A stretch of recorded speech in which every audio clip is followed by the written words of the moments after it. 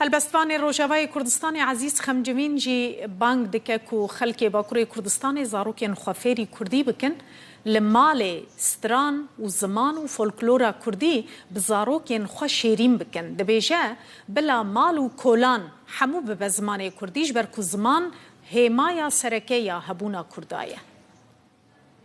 Banga min ji gelê min re ku zarokê xwe bi Kurdî fêr bikin. Bi zarokê xwe re bi Kurdî biaxivin. Çigava gogdê û bav di malê de strana Kurdî, rêzefilmên Kurdî, axaftina Kurdî, folklorê Kurdî bi zarokê xwe şêrîn kir, ew ê hingê ew zarok fêrî zimanê xwe dibe, zimanê dê.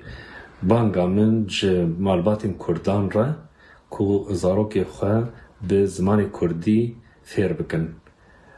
Ev delîveya guhatiyê, waneya taybet, waneya bijarte ku hûn karibin zarokê xwe bişînin dibistanan û zarokê xwe fêrî zimanê Kurdî bikin.